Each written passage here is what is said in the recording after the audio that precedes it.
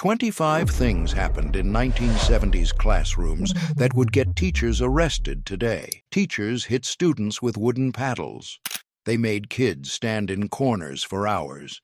They smoked cigarettes in class while teaching. And that, ladies and gentlemen, is the fundamental principle of stoichiometry. They grabbed students by the arms and dragged them to the principal's office. They said things that would end careers instantly in today's world. If you went to school in the 1970s, you witnessed all of this and thought it was normal. Today, every single one of these actions is illegal, banned, or would result in immediate termination and possible criminal charges. Go! Now! The 1970s classroom was a different world, one where teachers had absolute authority and zero accountability. Corporal punishment was legal, common, and accepted in 1970s schools. Teachers kept wooden paddles in their classrooms or in the principal's office. If you misbehaved, talked back, didn't do homework, disrupted class, you got paddled. The teacher would make you bend over, grab your ankles, and then hit you on the backside with a wooden paddle, hard, multiple times, in front of other students. In the 1970s, paddling was standard discipline in most American schools, especially in the South and Midwest. The paddles were serious, often 2 feet long, made of solid wood, sometimes with holes drilled in them to reduce air resistance and increase impact. Some teachers named their paddles. Some decorated them. Students knew which teachers had the worst paddles and which teachers hit the hardest. The process was humiliating and painful. You'd be sent to the principal's office or told to stay after class. The teacher or principal would lecture you about your behavior, then tell you to bend over and grab your ankles. They'd wind up and swing the paddle hard against your backside, once, twice, sometimes 3 times. The impact was loud. It hurt. Sometimes it left bruises. You weren't supposed to cry, but sometimes you couldn't help it. Parents knew about paddling. Most supported it. Some even told teachers, "If my kid acts up, paddle them." There was no outrage, no lawsuits, no news stories. Paddling was considered effective discipline. The threat of the paddle kept most kids in line. Today, corporal punishment is banned in most states and absolutely prohibited in all public schools in progressive areas. Any teacher who hit a student with a paddle would be immediately fired, arrested for assault, and criminally charged. Parents would sue. The school would be investigated. The teacher would never work in education again. But in the 1970s, getting paddled was just part of school. Teachers had absolute authority to physically punish students, and nobody questioned it. That world is gone, and the paddle went with it. And sometimes in class, teachers smoked constantly in the 1970s. The teacher's lounge was a fog of cigarette smoke during breaks and lunch, but some teachers didn't wait for breaks. They smoked while teaching. They'd stand at the front of the classroom, cigarette in one hand, chalk in the other, explaining math problems while ash fell on the floor. In the 1970s, smoking was everywhere. It wasn't considered dangerous or inappropriate. Offices had ashtrays, restaurants had smoking sections, airplanes let you smoke. Schools were no different. Teachers had ashtrays in their lounges and sometimes at their desks. If a teacher wanted to smoke during class, they just did it. Nobody complained. The most common scenario was teachers smoking between classes or during study hall. They'd sit at their desk, light up, and grade papers while students worked quietly. The classroom would fill with smoke. Students would cough. The teacher would tell them to be quiet. That was it. Some teachers were more brazen. They'd walk around the classroom while teaching, cigarette dangling from their lips, ash growing longer until it finally fell. They'd tap ash into trash cans or sometimes right onto the floor. They'd exhale smoke while explaining algebra or reading from a textbook. Students just accepted it. Today, smoking on school property is illegal. Smoking near students is considered child endangerment. Any teacher caught smoking in a classroom would be immediately fired and potentially face criminal charges. Schools have zero-tolerance policies. You can't smoke within 500 feet of most school buildings. But in the 1970s, teachers smoked freely. The idea that secondhand smoke was dangerous wasn't mainstream yet. The idea that adults shouldn't smoke around children wasn't established. Teachers smoked because they wanted to, and nobody stopped them. Teachers physically grabbed students all the time in the 1970s.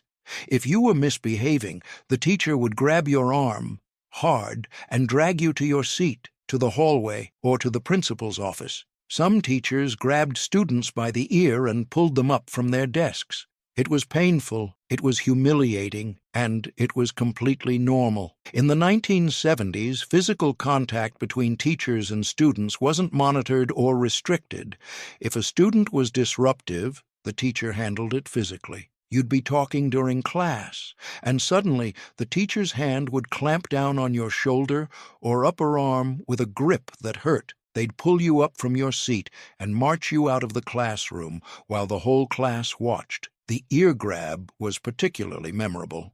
Some teachers would walk up behind you, pinch your ear between their thumb and finger, and pull upward until you stood up. It hurt intensely. Your ear would burn, and your eyes would water. They'd keep hold of your ear and march you to wherever they wanted you to go. Some teachers twisted the ear while pulling for extra effect.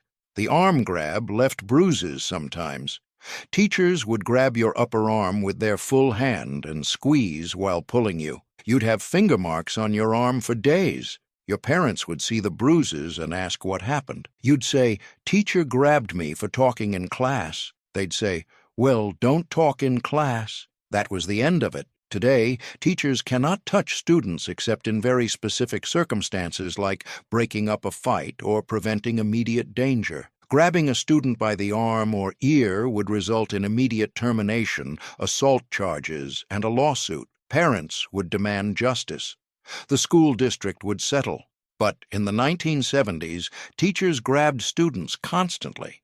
It was considered normal discipline. Physical force was an accepted way to control student behavior. Teachers had absolute authority over student bodies, and nobody questioned it. Standing in the corner wasn't a brief time-out in the 1970s. It was a punishment that lasted hours. Teachers would make students stand facing the corner of the classroom for an entire period, sometimes multiple periods. You'd stand there, nose to the wall, while everyone else did their work. Your legs would ache, your back would hurt, you'd be bored and humiliated.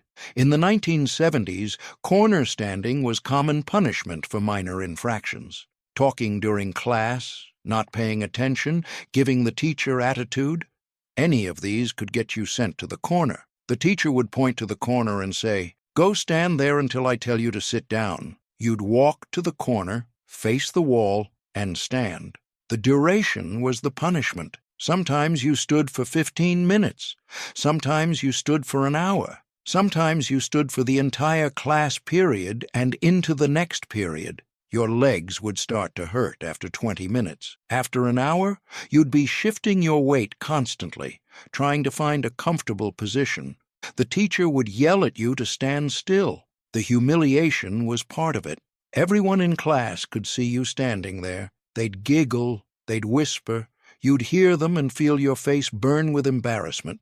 The teacher wanted you to feel humiliated. That was the point. Public humiliation was considered effective discipline. Some teachers made it worse. They'd make you put your nose against the wall so you couldn't even look around. They'd make you put your hands behind your back or hold heavy books in extended arms while standing. If you complained or moved, they'd add more time or add more punishment. Today, making a student stand facing a corner for extended periods would be considered psychological abuse and physical punishment. Parents would complain. The school board would investigate. The teacher would be fired. Forcing a child to stand in physical discomfort for hours violates child welfare laws. But in the 1970s, corner standing was standard punishment. Teachers used it daily.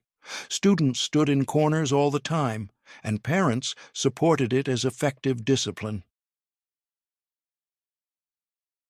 Teachers publicly humiliated students as a teaching method in the 1970s. If you got a bad grade, the teacher would announce it to the whole class. If you made a mistake, the teacher would mock you in front of everyone. If you asked a stupid question, the teacher would insult your intelligence publicly. This wasn't considered bullying, it was considered motivation. In the 1970s, teachers believed public humiliation encouraged students to do better. If you failed a test, the teacher might hold up your paper and say, "Look at this, Johnny got a 30%. Does anyone want to see how badly Johnny failed?" The class would laugh. You'd want to disappear. The teacher would say, "Maybe next time Johnny will study harder." The insults were direct and cruel. Teachers would say things like, "Are you stupid or just lazy?" Or, "Even a monkey could do this better than you," or, "You're the dumbest student I've ever taught." They'd say these things in front of 30 other students who would laugh or sit in uncomfortable silence. Some teachers had specific humiliation techniques.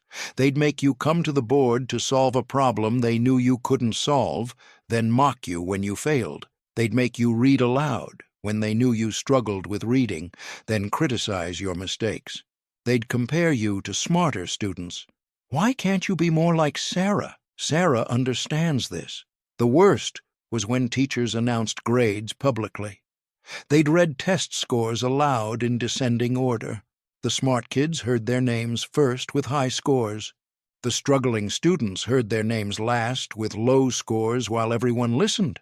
You'd sink in your seat and wish you were invisible. Today, publicly humiliating students violates every principle of modern education. Teachers are trained to protect student dignity, give feedback privately, and never mock or insult students. Any teacher who publicly humiliated a student would face discipline, possible termination, and potential lawsuits for emotional abuse. But in the 1970s, public humiliation was standard teaching practice. Teachers thought it motivated students. Parents accepted it. Students endured it and sometimes developed lasting psychological damage. Teachers threw things at students in the 1970s: chalk, erasers, textbooks, rulers. If you weren't paying attention, the teacher might throw something at you to get your attention. Sometimes they aimed for your desk. Sometimes they aimed for you. Getting hit with a thrown object was considered your fault for not paying attention. In the 1970s, throwing things was a common classroom management technique. You'd be staring out the window or talking to a friend, and suddenly a piece of chalk would hit you in the head, or an eraser would bounce off your desk. The whole class would turn to look. The teacher would yell, "Pay attention!" The chalk throw was most common. Teachers had boxes of white chalk at their desks. If someone wasn't paying attention, the teacher would grab a piece of chalk and throw it across the room. Sometimes it hit the student, sometimes it hit the wall behind them. Either way, everyone woke up and paid attention. Eraser throws were more painful. The heavy blackboard erasers felt blocks full of chalk dust, made solid projectiles. Teachers would wind up and throw them hard. If one hit you, it hurt and left a chalk dust mark on your clothes. You'd smell like chalk dust the rest of the day.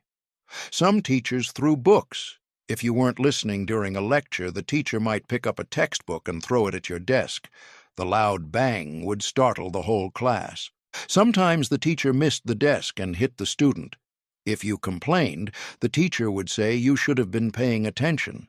Today, throwing objects at students is assault. Any teacher who threw something at a student would be immediately fired and criminally charged. Parents would sue. The teacher would never work in education again. It's considered dangerous, abusive, and completely unacceptable. But in the 1970s, teachers threw things at students regularly. It was considered a harmless way to get attention. Students who got hit were blamed for not paying attention. The teacher's violent behavior was excused. Writing lines was torture disguised as punishment in the 1970s. If you misbehaved, the teacher would make you write a sentence hundreds of times. I will not talk in class. I will respect my teacher. I will do my homework. You'd write the same sentence 100, 200, sometimes 500 times. Your hand would cramp. Your wrist would ache, but you had to finish or face worse punishment. In the 1970s, writing lines was standard punishment for minor infractions. The teacher would assign a sentence and a number. Write, I will not chew gum in class 200 times. Have it on my desk tomorrow morning. You'd go home and spend hours filling page after page with the same sentence in your neatest handwriting, because if your handwriting got sloppy, the teacher would make you do it again. The physical toll was real. After writing the same sentence 50 times, your hand would start cramping. After 100 times, your wrist would hurt. After 200 times, you'd be in pain. Some teachers assigned 500 lines. That could take 4 or 5 hours of continuous writing. Some students developed hand problems, cramping, soreness that lasted for days. The psychological toll was worse. Writing the same sentence hundreds of times was mind-numbing. You'd space out. You'd make mistakes and have to start a whole page over. The meaninglessness of it was the punishment. Doing something completely pointless for hours because you broke a rule. Some teachers checked every line. If your handwriting wasn't perfect throughout, they'd tear up your work and make you do it again. If you tried to rush and got sloppy at the end, they'd add more lines. Some students spent entire weekends writing lines. Today, forcing students to write lines for hours would be considered cruel and unusual punishment. It provides no educational value and causes physical pain. Teachers who assigned excessive line writing would face discipline. Parents would complain about child abuse. But in the 1970s, writing lines was normal punishment. Teachers assigned it freely. Students spent hours writing the same meaningless sentence over and over. It was considered character building. 7 things down, 18 to go. And you're already seeing how different 1970s schools were. Teachers hit students, threw things at them, humiliated them publicly, and physically grabbed them. All of it was legal. All of it was normal. Today, every single one of these actions would result in immediate termination and criminal charges. But in the 1970s, teachers had absolute authority and zero accountability. Today, we're going to learn about the history of the world. Can you repeat that for me, son? The history of the world. Very good. The next set of actions gets even worse. These are the things that would not only get teachers fired, but potentially put them in jail today. Teachers kept students after school without calling parents first in the 1970s. If you misbehaved, the teacher would say, "You have detention after school today." That was it. No phone call home, no written notice, no checking if you had a way home. You just stayed after school, and your parents would figure it out when you didn't show up. In the 1970s, teachers had total authority over student schedules. Detention could be assigned on the spot. You have detention today. Stay after school until 4:30. If you had a bus to catch, too bad. If your mom was expecting you home at 3, too bad. You stayed after school or faced worse punishment. The logistics were your problem. If you missed your bus, you walked home or called your parents from the school office phone. If your parents got worried when you didn't come home, they'd eventually call the school and find out you had detention. Then you'd be in trouble at home, too. Some teachers gave detention without even telling students until the end of the day. You'd be packing up to leave, and the teacher would say, "Not you, you're staying after school." You'd ask why. They'd say, "You know why." Sometimes you didn't know why. You stayed anyway. The after-school detention itself was boring and pointless. You'd sit in a classroom doing nothing. No homework, no reading, just sitting in silence while the teacher graded papers or read a book. Sometimes you sat for 30 minutes. Sometimes you sat for 2 hours. The teacher decided when you could leave.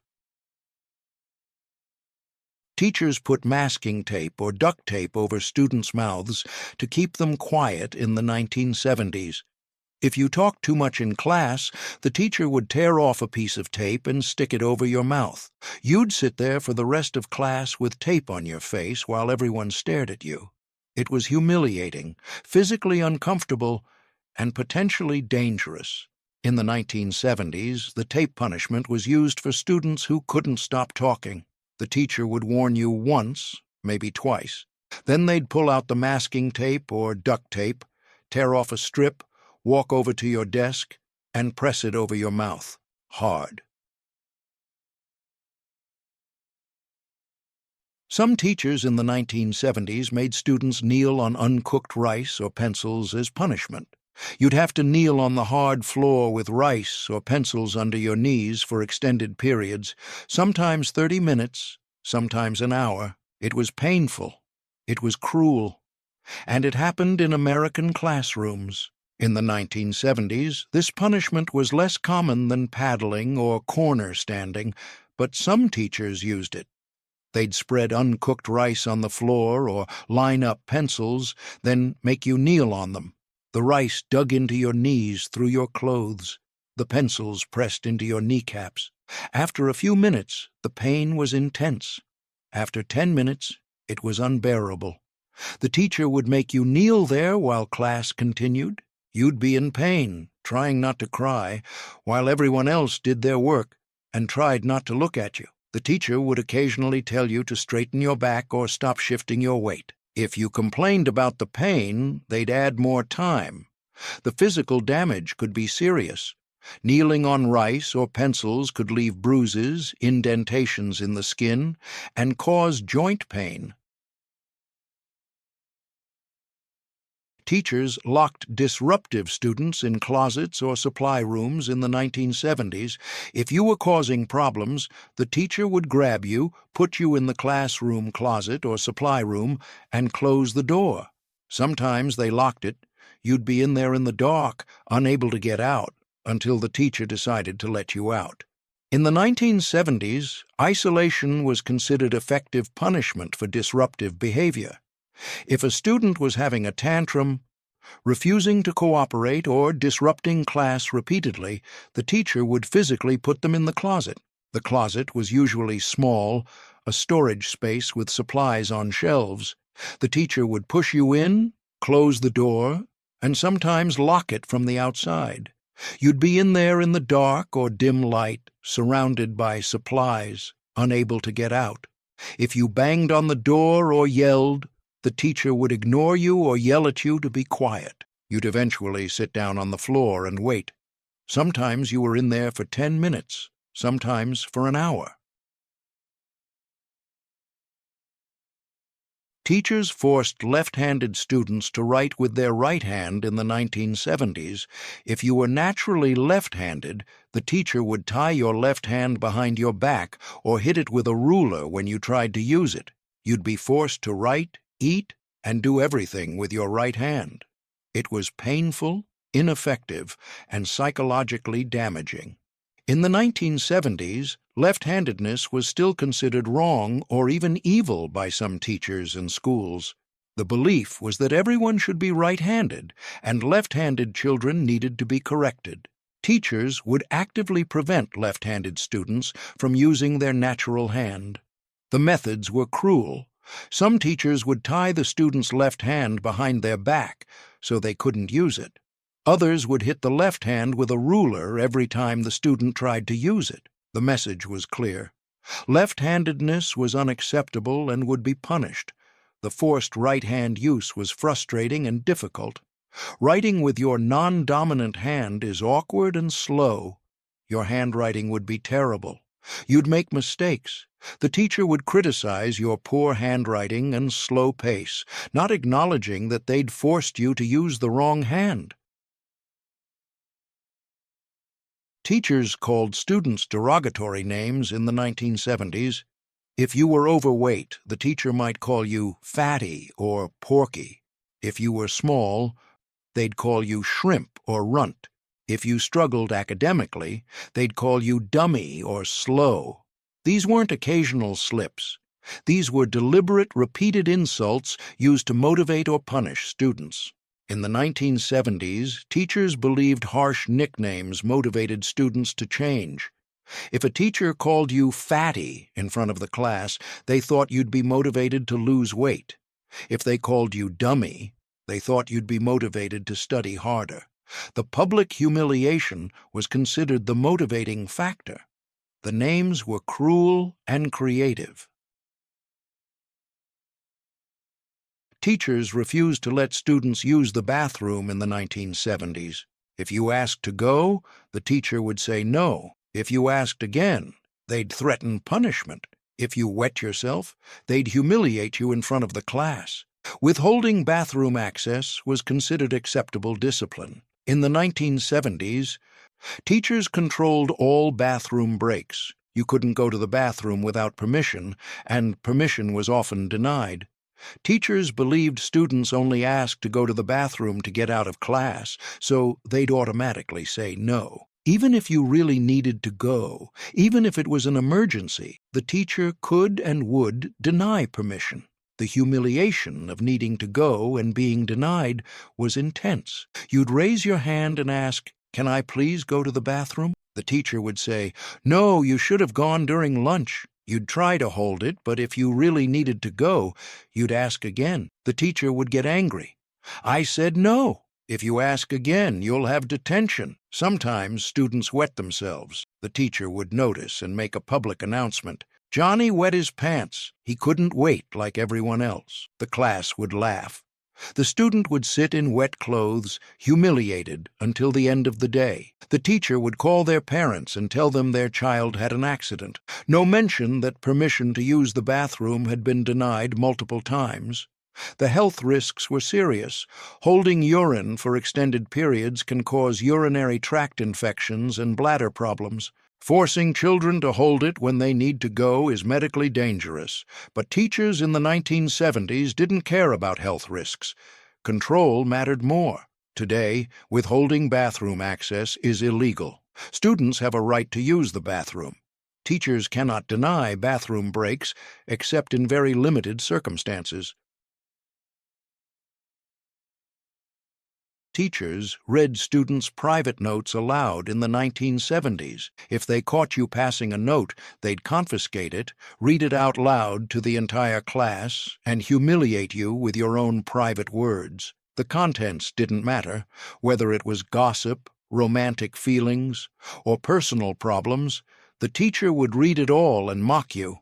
In the 1970s, note passing was common. Before cell phones and texts, students passed folded paper notes to communicate during class. If the teacher caught you, they'd snatch the note, unfold it, and read it silently. Then they'd read it aloud. The humiliation was excruciating.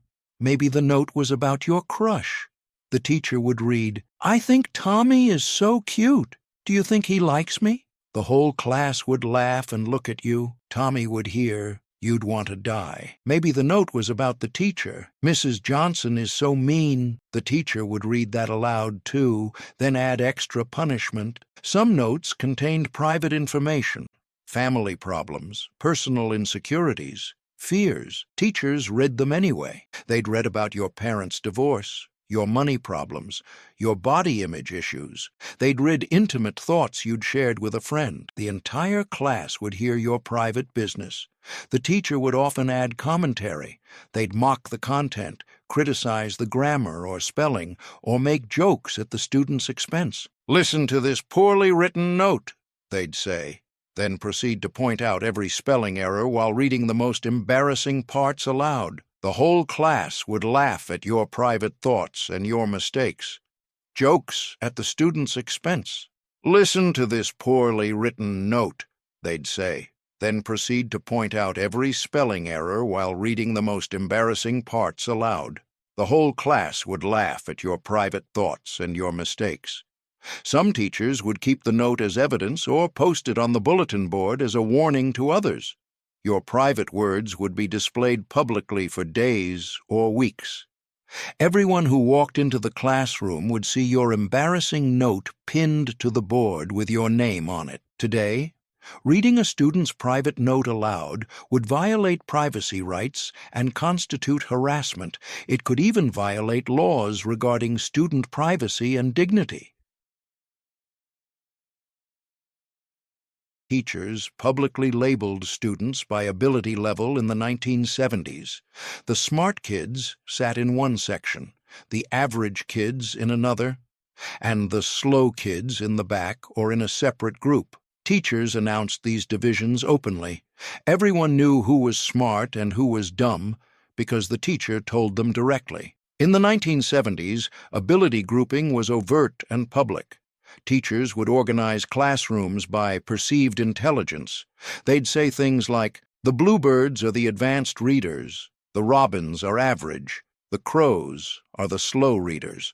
Everyone knew crows meant dumb. If you were a crow, everyone knew you struggled. The separation was physical and obvious. Smart kids sat in the front rows or at designated tables. They got harder assignments and more teacher attention. Slow kids sat in the back or at a separate table, sometimes even behind a partition. They got easier work and less attention. The teacher would spend most of class time with the smart kids and give the slow kids worksheets. The labeling was explicit and cruel. Teachers would say in front of the whole class, "The smart students will do assignment A, the slower students will do assignment B," or they'd call groups to the front. "Advanced reading group, come up. The rest of you work quietly." Everyone knew the rest of you meant the dumb kids. The psychological damage was severe. Students labeled as slow or dumb internalized those labels. They believed they were stupid. Their self-esteem suffered.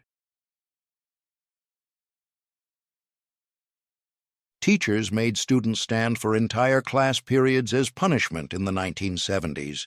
If you misbehaved, talked too much, or disrupted class, the teacher would make you stand next to your desk or at the front of the room for the full 45 or 50 minutes. Your legs would ache. Your back would hurt. But you stood there while everyone else sat comfortably. In the 1970s, forced standing was common punishment. The teacher would point at you and say, "Stand up. You'll stand for the rest of class." You'd stand next to your desk while trying to do your work. After 20 minutes, your legs would start hurting. After 30 minutes, you'd be shifting your weight constantly. After a full period, you'd be exhausted and sore. Sometimes the teacher made you stand at the front of the room facing the class. You'd stand there while everyone stared at you and the teacher taught around you as if you were furniture. The humiliation was intense. Your legs would shake from standing. Your face would burn with embarrassment, but you couldn't sit until the teacher gave permission. For students with physical issues, knee problems, leg problems, back problems, this punishment was especially cruel. The teacher didn't care about medical conditions. If you complained that standing hurt, they'd say you should have thought about that before misbehaving. Some students nearly fainted from standing for extended periods. The worst version was standing with arms extended, holding heavy books. The teacher would make you stand with your arms straight out to the sides, holding textbooks in each hand. After 2 minutes, your arms would burn. After 5 minutes, they'd shake uncontrollably. After 10 minutes, you'd be in agony. If you lowered your arms, the teacher would add time or add more punishment. Today, forcing students to stand for extended periods would be considered physical punishment and potentially harmful. Students with disabilities are protected by law. Making anyone stand for an entire class period as punishment would result in complaints to the administration, possible termination, and potential legal issues. Teachers confiscated students' personal property and never gave it back in the 1970s. If you brought a toy, comic book, or anything the teacher deemed inappropriate, they'd take it and keep it permanently. No return at the end of the day. No giving it to parents. Just gone. It was theft, but teachers called it confiscation. In the 1970s, teachers had absolute authority over what students could have in school. If you brought something the teacher didn't like, a toy car, a comic book, a cool pen, whatever, they'd take it. You'd be told to hand it over. If you refused, you'd get paddled or sent to the principal. Once the teacher took it, you never saw it again. The items were often valuable to the student. Maybe it was your favorite toy car your dad gave you. Maybe it was a baseball card worth real money. Maybe it was a book you borrowed from a friend. Didn't matter. The teacher would take it, put it in their desk drawer, and that was the end of it. If you asked for it back, they'd say, "You shouldn't have brought it to school." Some teachers had collections of confiscated items. Their desk drawers would be full of toys, books, and trinkets taken from students over the years. They'd never return them. At the end of the school year, they'd throw them away or take them home. Students' property just disappeared. Parents would complain sometimes. "My child brought a new toy to school and the teacher took it. Can we get it back?" The teacher would say, "Your child was playing with it during class instead of paying attention. I've confiscated it." Most parents accepted this. Teachers made students do physical exercise as punishment in the 1970s. If you misbehaved, you'd have to do push-ups, sit-ups, or run laps while the rest of the class watched. Sometimes the punishment was reasonable, 20 push-ups. Sometimes it was excessive, 100 sit-ups or running until you vomited. Using exercise as punishment was considered character building. In the 1970s, physical punishment through exercise was common, especially from male teachers and coaches. If you talked back, didn't do homework, or disrupted class, the teacher would say, "Give me 20 push-ups right now." You'd drop to the floor and do push-ups while the class watched. The exercise was often excessive and dangerous. Teachers would assign punishments without considering the student's physical ability. A student who couldn't do push-ups would struggle through 20 while the teacher and class watched. The humiliation was part of the punishment. If you couldn't complete the punishment, the teacher would mock you or add more. Running laps was particularly brutal. The teacher would say, "Run 10 laps around the building." In winter, you'd run in the cold. In summer, you'd run in the heat. Some students ran until they threw up. Some fainted. The teacher would say they were weak or out of shape, not acknowledging that running until you vomit is dangerous. Teachers allowed or encouraged students to fight each other in the 1970s. If 2 students had a problem, the teacher might take them outside and let them settle it like men. Physical fights were seen as a way to resolve conflicts. Teachers would supervise while students beat each other, then send them back to class when one won. In the 1970s, the attitude toward fighting was different. Some teachers believed boys especially needed to fight to resolve disputes. If 2 students were arguing or had ongoing conflict, the teacher might say, "You two have a problem? Go outside and settle it."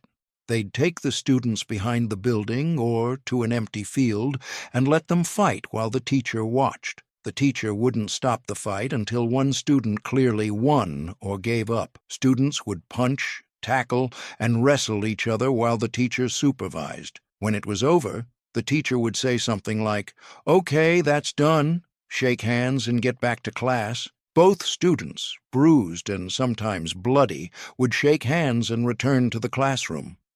This was considered acceptable conflict resolution. The teacher would tell parents, "The boys had a disagreement and worked it out." Parents often supported this approach. The idea was that fighting taught boys to be tough and to settle disputes directly rather than tattling or involving authorities. Sometimes teachers didn't actively arrange fights, but allowed them to happen. Students would fight during recess or lunch, and teachers would watch without intervening.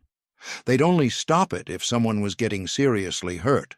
20 things down, 5 to go, and you're seeing exactly how powerless students were in the 1970s. Teachers hit, humiliated, confined, and controlled students in ways that would result in immediate arrest today. Parents mostly supported these methods. School administrators allowed them. Society accepted them.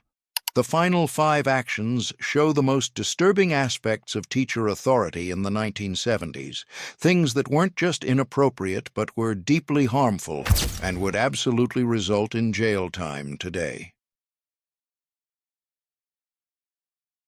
Publicly, teachers discussed students' personal and family problems in front of the entire class in the 1970s.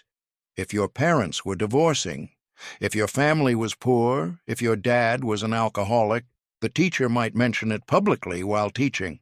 Let's not talk about fathers today since Tommy's dad just left. Or, maybe Sarah can't afford the field trip because her family is on welfare. Personal private information was shared without consent. In the 1970s, student privacy didn't exist the way it does today. Teachers had access to personal information about students' home lives and didn't hesitate to reference it publicly. Sometimes they did it thoughtlessly, not realizing how humiliating it was. Sometimes they did it deliberately to make a point or explain behavior. The public disclosure was devastating. Imagine the teacher saying in front of 30 students, "Johnny's been having trouble at home. His parents are getting divorced, so let's be understanding if he's distracted." Johnny didn't want everyone to know about his parents' divorce. Now everyone knew. Everyone would talk about it. Everyone would look at him differently. Financial problems were particularly humiliating. Teachers would say things like, "Some students can't afford the book fare, and that's okay," while looking directly at the poor students. Or they'd announce, "If your family gets government cheese, you can bring it for show and tell." The poor kids would sink in their seats while everyone figured out who was on welfare. Teachers refused to let students drink water during class in the 1970s. Even on hot days, even when students were clearly thirsty, teachers would deny permission to get water. "You can wait until lunch," was the standard response. Students sat through classes dehydrated, sometimes feeling faint or sick, because teachers controlled all access to water. In the 1970s, drinking water during class was considered unnecessary and disruptive. Teachers believed students could wait until designated break times. Water fountains were in the hallways, and you needed permission to leave class to use them. That permission was often denied. The control was absolute. A student would raise their hand and ask, "Can I get a drink of water?" The teacher would say, "No, you can drink at lunch." If the student said they were really thirsty, the teacher would say, "You should have drunk water before class." If it was a hot day and the classroom was stuffy, too bad. You waited until the teacher decided you could have water. Teachers led prayer and made religious references constantly in the 1970s. The school day might start with prayer. The teacher might read from the Bible. Religious instruction was woven into regular lessons. Students who weren't Christian or whose families weren't religious had no choice but to participate or face consequences. In the 1970s, despite legal rulings about separation of church and state, many teachers continued religious practices in classrooms. They'd lead the class in Christian prayer every morning. They'd reference God and Jesus in lessons. They'd teach from a Christian perspective and expect all students to accept it. The morning prayer was common. The teacher would say, "Everyone bow your heads," and lead a Christian prayer. Students who didn't want to pray had to sit silently with heads down anyway. Students from non-Christian families had to participate in Christian prayer or face questioning and pressure. Religious references in lessons were constant. Science teachers would say, "Of course, we know God created everything." History teachers would frame American history as a Christian nation's story. Literature teachers would teach Bible stories as fact.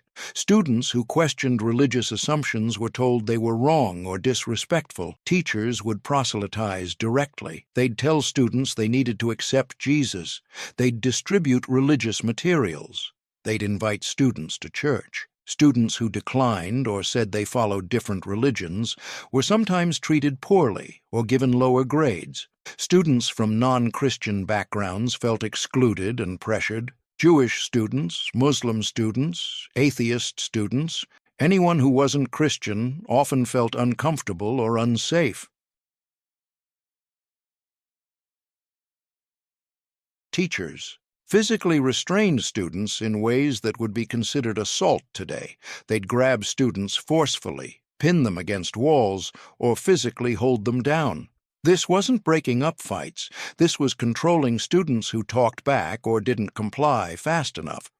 The physical contact was aggressive and sometimes violent. In the 1970s, teachers used physical force routinely for discipline and control.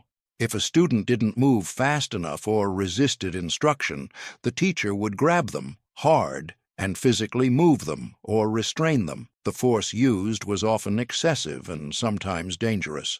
The restraint techniques varied. Some teachers would grab a student by both shoulders and push them against a wall to lecture them while pinning them in place.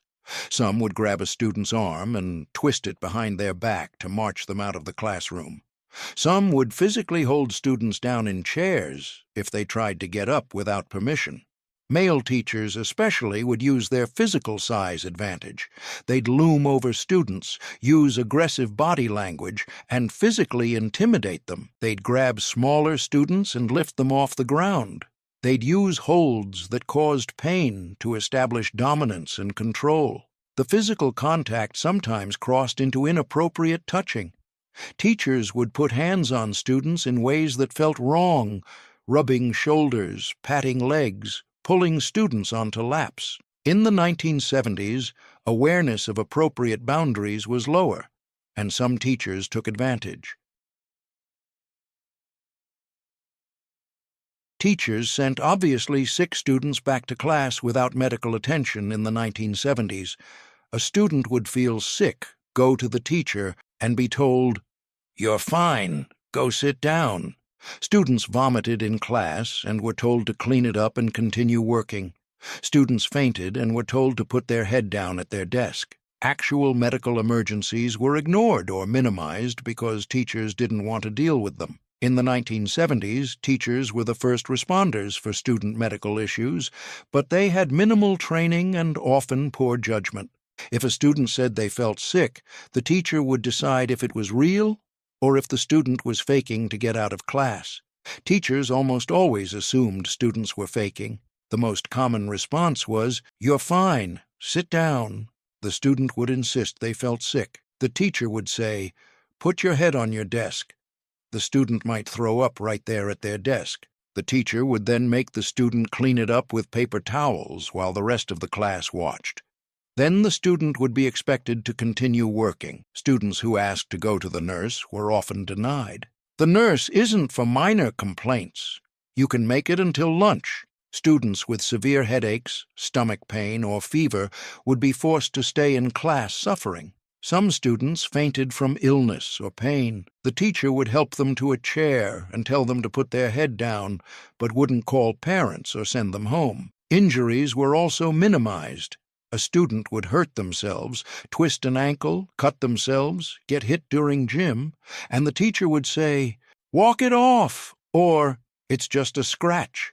Injuries that needed medical attention were dismissed as minor unless bones were visibly broken or blood was excessive. 25 things teachers did in the 1970s that would get them arrested today. Teachers hit students, humiliated them, confined them, denied them basic needs, invaded their privacy, and physically restrained them. Every single action on this list was legal, accepted, and practiced in American schools. Teachers had absolute authority.